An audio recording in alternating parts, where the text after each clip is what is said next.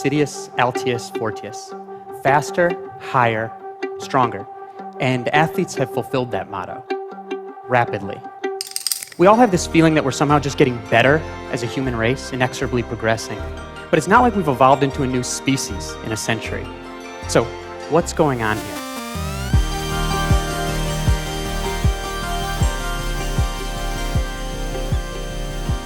This year's Tour de France clearly ranks as one of the greatest in history. Congratulations to all the riders for an amazing performance. Special recognition goes to the winner, Egan Bernal of Team Ineos, who is the youngest winner since 1909 at age 22 and representing Colombia for the country's first ever victor. We should also recognize Julian Alaphilippe of Deceuninck-Quickstep for astounding the world and holding onto the yellow jersey for 14 days. One particularly dramatic point in this year's tour, especially for those with special interest in performance nutrition and sports physiology, was the emergence, public confirmation, and the subsequent controversy and debate around exogenous ketones and ketone esters. Team Jumbo-Visma sparked everything off when they publicly came out to discuss the incorporation of ketone esters into their nutritional strategy. Deceuninck-Quickstep and Lotto-Soudal quickly followed suit. Are ketone esters an unfair advantage? Are they considered doping? Should they be banned? Or is this simply the next generation of sporting and performance food? Just like how Gatorade, Powerade, or other carbohydrate drinks changed fueling strategy some 50 years ago, are we simply seeing the same level of paradigm shift today with ketones? Enter HVMN Ketone Ester. I'm Jeffrey Wu, CEO of HVMN, and we partnered exclusively with Oxford University professor Kieran Clarke, the co-inventor of ketone esters, to commercialize the ketone ester technology. Let's break this down together, as there has been somewhat of a controversy and misinformation spread around with all the recent press. And I can't think of anyone better to help me do that than the co-inventor of ketone ester herself, Professor Kieran Clarke. Let's go over the history of ketone esters. Kieran, can you introduce yourself? What is your background and what is the history behind ketone esters? I am Professor Kieran Clarke and I am a professor of physiological biochemistry at the University of Oxford. And in about 1993, I started working or collaborating with a scientist from the NIH called Richard Beach, and we worked on ketone metabolism. And it was really interesting. We were awarded a grant from the US Army to develop a ketone ester drink. And that's what we did. And we have now got to the point where we've scaled up. We actually had it, it wasn't commercially available, but if people had come to see me in Oxford and said, can we give it a go? And I'd say, well, I don't know if it'll work, but you can try if you want, And so they did. I don't think I'm allowed to say their names, but yes, they did. So people have been using it for years. So when there were reports of Tour de France riders using ketone esters back since almost 2012, well, those rumors are perhaps have some substantiation as ketone esters were being developed for commercialization. However, this is indeed the first year where ketone ester usage has really exploded to the forefront. And even Lance Armstrong's Tour de France podcast called Moved started covering ketones in the middle of the tour. I want to speculate on something, okay? It's commonly known that the usage of ketone esters is prevalent in the peloton. If you need it for the last 30, 45 minutes of a stage, you go get it. It's very beneficial. So what's the controversies? Some on the peloton don't think ketones actually work. A representative from Team Sunweb says there is no real effect of using ketones. He says, quote, there is too much uncertainty about the efficacy. There are even studies that show that it has a negative effect on sports performance. To address Dr. Boland's, not all exogenous ketones on the market are the same. You have to understand that the HVMN ketone ester is a different molecule and a very different fuel compared to the other stuff on the market. Just like the category of carbohydrates, a complex starch from a sweet potato is very different from a corn syrup and a soda. Both are considered carbohydrates, but they have very different impact on metabolism. Kieran, can you explain the key differences here? So, well, there are several things out there that you can buy, that you can take, to raise your ketone levels. Some don't work at all. For example, raspberry ketones are hopeless and a total scam. Then there are ketone salts, which again have their problems. And their problems are that half the salt isn't the ester that we find, or isn't the actual ketone that we find in our body. So half of the molecule is wasted. And then the other half, because there's so much salt in the drink itself, that you just can't absorb it. So you either can't absorb it in your stomach, or it just doesn't raise your ketone levels high enough to help with performance. So then you have the ketone ester, and you can have two different types of ester. Professor Clarke just mentioned a really interesting point that most people misunderstand. Within the context of ketone esters, there's actually multiple forms of ketone esters. So the ketone ester within our HVMN product is the beta-hydroxybutyrate monoester. Very, very specific compound with a tremendous history of safety and efficacy study. The beta-hydroxybutyrate monoester is beta-hydroxybutyrate esterified with butanediol. And BHB and that butanediol completely convert into the form of ketones that our body metabolizes for energy. However, for the acetoacetate diesters, there is two acetoacetates, which are more of a volatile form of beta-hydroxybutyrate, and that's bound to a butanediol. So you're getting 2 parts acetoacetate to 1 part beta-hydroxybutyrate delivered into the system. Kieran, do you want to add additional color to the biochemistry happening in the cell? Well, one form, beta-hydroxybutyrate, forms acetoacetate in the mitochondria.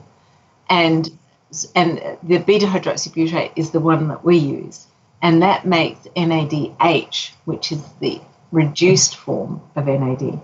And that is what you want. So that's what's produced by the Krebs cycle as well. But the beta-hydroxybutyrate dehydrogenase makes the acetoacetate and at the same time forms NADH. If you use acetoacetate, it goes the other way and forms beta-hydroxybutyrate and makes NAD. You don't want that. That's just the wrong thing. What are some of the studies on how ketone esters work? And when we found out that it really worked was in rowers. And we ran a placebo-controlled, crossover study. They didn't know what they were drinking, so that the placebo drink tasted just as horrible as the ketone drink. And they rowed, and just about every one of them, so there were about 22 people in the study, and I think only one didn't row better when they were on the ketone. So we knew that it worked. And the army knew that it worked as well. So yes, so that was the first study we did. And then we've done other studies on cyclists and all different sorts. But, the cyclist is the easiest one to do, in that you can take bloods and things like that at the same time. And so you can get to the mechanism for why it's working. Beyond the efficacy, there are also some questions and doubts on the long-term health impacts of ketone esters. Uncle Bolins also says, we think that there should be more clarity about the effects of this quote-unquote medicine on the health of the athlete in the long term. In addition, Simon Verdonck, the team doctor at the French team Confidis, says he first heard of ketones 5 years ago, but admitted that he thinks that the effects remain mysterious over the long term. And Confidis won't use ketones until tests have been done on the potential negative effects of ketones. So let me address this concern about long-term health and safety. In fact, the truth is tremendous amounts of safety studies have been done. HVMN ketone ester is considered FDA generally recognized as safe and is a food component. I'll let Professor Clarke talk about the safety studies that she has run and how the data shows that there's no evidence that this is impactful on the long term. In fact, there actually might be long-term health benefits of use of ketone esters. If they looked into it, they would see that the safety studies have been done and it really is safe. So in about 2009, we went to the army and said, we've invented this ester, this will work. And they said, well, you have to prove it. And so we showed that it actually improved performance in rats.